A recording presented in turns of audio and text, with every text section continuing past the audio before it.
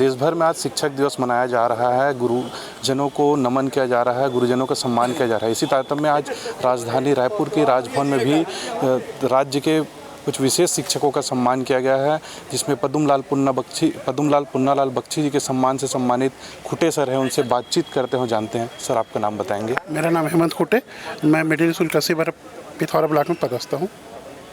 Sir, आपको आज पद्मलाल पुन्नालाल बख्शी रत्न से सम्मान किया गया, बताएं। हाँ, एक्चुअली ये जो सम्मान मिला है मुझे, ये नवाचार और साहित्य लेखन के क्षेत्र में मिला है।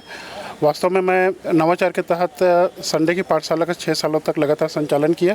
इसके अलावा बच्चों में अभिव्यक्ति कौशल के उद्देश्य से प्रत्येक सप्ताह शनिवार को कहानी उत्सव का आयोजन मेरे विद्यालय में किया जाता है और स्कूली बच्चों को उनका बौद्धिक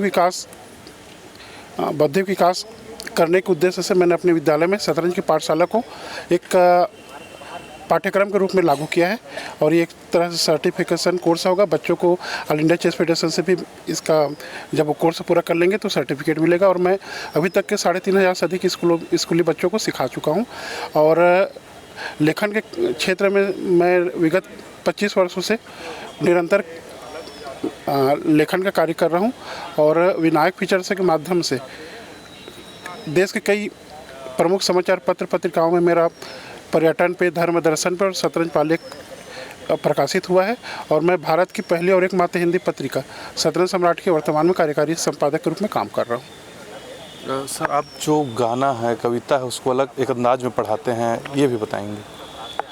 हाँ, एक्चुअली क्या है सर, बच्चे लोग को क्या है, गीत संगीत के माध्यम से जल्दी कोई चीज़ याद होती है तो मैं उसी को मद्देनज़र रखते हुए अपने पाठ्य पुस्तक आधारित कविताओं का संकलन किया है।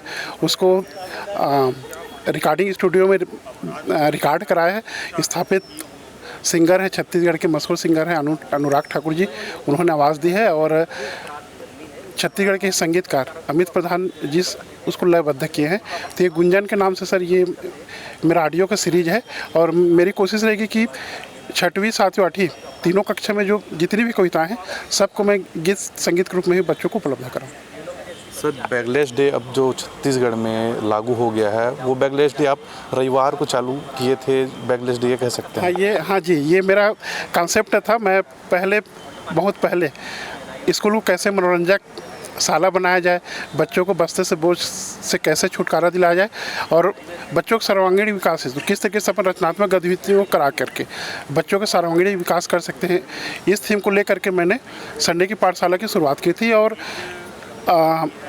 इसका मॉड्यूल तैयार करने के उद्देश्य से मैंने उस समय तत्कालीन SCERT के संचालक महोदय थे सुधीर अग्रवाल जी, उनसे संपर्क किया था और SCERT द्वारा आयोजित सेमिनार में भी मेरे संडे की पाठशाला का प्रदर्शनी लगाई गई थी और कार्यशाला में उसका ऑडियो का भी प्रसारण हुआ था। सर, अभी तक कितने बच्चों को पढ़ा चुके हैं आप? एक्चुअली इसमें संडे की पाठशाला में तो हालांकि दर्ज संख्या मेरे यहाँ बहुत कम है, 50 के आसपास है, लेकिन आंगनबाड़ी से लेकर के हाई स्कूल तक के बच्चे उसमें कंटिन्यू समाहित होते रहे उस पाठशाला में। तो इस तरीके से 6 साल में कम से कम 110-115 को प्रत्येक संडे को रही है सर विद्यालय में।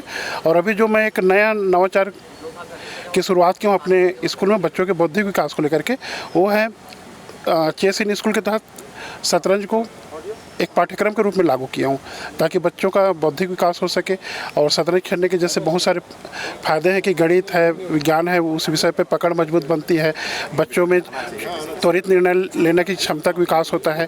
तो इन सब फायदों को देखते हुए मैंने अपने स्कूल में इसको एक पाठ्यक्रम के रूप में लागू किया है और अभी हम लोग का प्रयास है कि छत्तीसगढ़ में भी चेस इन स्कूल को लगभग कम से कम 100 स्कूलों में इस पाठ्यक्रम को लागू करने की सोच रहे हैं। अभी वर्तमान में 22 स्कूलों को मैं छत्तीसगढ़ में जोड़ चुका हूँ। ये थे हमारे साथ हेमंत कुमार खुटे जी जो बसना से महासमुंद जिले से हैं, जिन्हें पद्मलाल पुन्नालाल बख्शी स्मृति पुरस्कार से सम्मानित किया गया है। साला त्यागी बच्चे उनको पढ़ाने का काम करते हैं, कबाड़ से जुगाड़ के साथ खेल खेल में बच्चों को शिक्षा देते हैं, उन्हीं से जानते हैं। सर, बताएंगे क्या है, बच्चे केवल किताबी ज्ञान से ही उनको आनंद नहीं आता बल्कि उबाऊ होता है। इसलिए मैं जो कबाड़ से जुगाड़, जो पुराने रद्दी पेपर हैं, शादी के निमंत्रण कार्ड है, उसमें चित्र चार्ट लगा करके उनको खेल खेल में सिखाता हूँ। और साथ ही साथ चित्र चार्ट है बोर्ड में, चित्रों को बना करके समझाने से अधिगम बच्चों में अच्छा होता है, इसलिए मैं वो मानता हूँ। दूसरी बात यह है कि शाला त्यागी बच्चे, शाला अप्रवेशी बच्चे जो होते हैं, उनको शिक्षा का महत्व बता करके जो बीच बीच में छोड़ दिए थे, उनको नियमित शाला आने के लिए प्रेरित किया। अभी कोरोना काल में पढ़ाई तुम्हारे द्वार के अंतर्गत ऑनलाइन क्लास भी लिया और मोहल्ले में जा कर के मैंने क्लास लगाया है। सर, आपके मन में कैसे ख्याल आया कि कबाड़ से, जुगाड़ से और खेल खेल से बच्चों को पढ़ाएं? मुझे लगा कि बच्चों में एक नए कुछ क्रियात्मक करने की क्षमता होती है, जिज्ञासा होती है। जब हम कोई नई चीज़ दिखाते हैं तो बच्चे समझते हैं कि कुछ अब क्या होने वाला है। जब तक बच्चों में जिज्ञासा ना हो और जानने की अभिलाषा नहीं होगी, तब तक उसका अधिगम ठीक नहीं होता। तो मैं इसलिए उस नियम को अपना करके वो कार्य करता हूँ। चूँकि मैं अध्यापन के दौरान बहुत ही सरल तरीके से स्थानीय चीज़ों को जोड़ते हुए मैं उनको अध्यापन कराता हूँ, ताकि जो कठिन अवधारणाएँ होती विषय से संबंधित, उनको बहुत सरल शब्दों से वो समझ सकते हैं। मेरी यही शैली है जिससे कि बच्चे आसानी से चीज़ों को समझते हैं। सर, आज राज्यपाल और मुख्यमंत्री महोदय के हाथों आपको पुरस्कार मिला है, कैसा महसूस कर? बहुत अच्छा महसूस हो रहा है, चूँकि शिक्षकी पेशे में सर्वश्रेष्ठ प्रदर्शन के आधार पे जो सबसे बड़ा इनाम जो है वो राज्यपाल अवार्ड मिलता है, तो निश्चित रूप से ये गौरवान्वित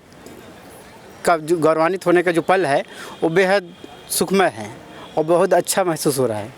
राज्यपाल और मुख्यमंत्री महोदय के हाथों पुरस्कार दिया गया है, उनसे जानते हैं कि वो किस प्रकार से बच्चों को पढ़ाते हैं। जी मैम, बताएंगे।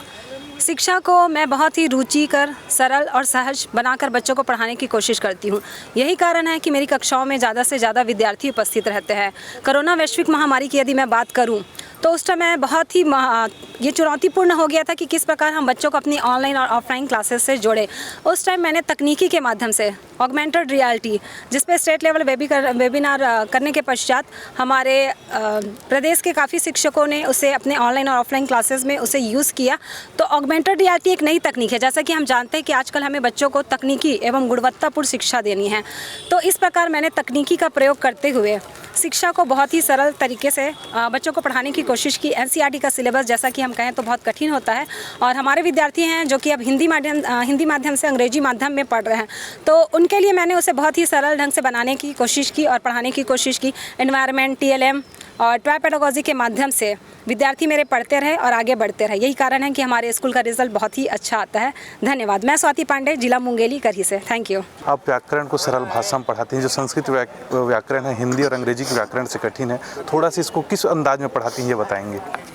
जैसे शब्द रूप, धातु रूप होता है, तो जैसे मैं गुरु का ही पढ़ाऊंगी, क्योंकि आज गुरुओं का ही दिन है, इसलिए मैं गुरु को ही बताती हूँ। किसी भी उसको लय में बना देती हूँ। जैसे मैं बना देती हूँ, गुरु है गुरु गुरवः गुरुं गुरु गुरुना गुरुना गुरुभ्याम गुरुभिः गुरवे गुरुभ्याम गुरुभ्यः। इस तरह मैं लयात्मक बच्चों को पढ़ाती हूँ, तो कक्षा अत्यंत रुचिकर हो जाता है और सभी बच्चे इसे सीखते हैं और लिखना भी सीख जाते हैं। जो बच्चे नहीं लिख पाते हैं वे भी।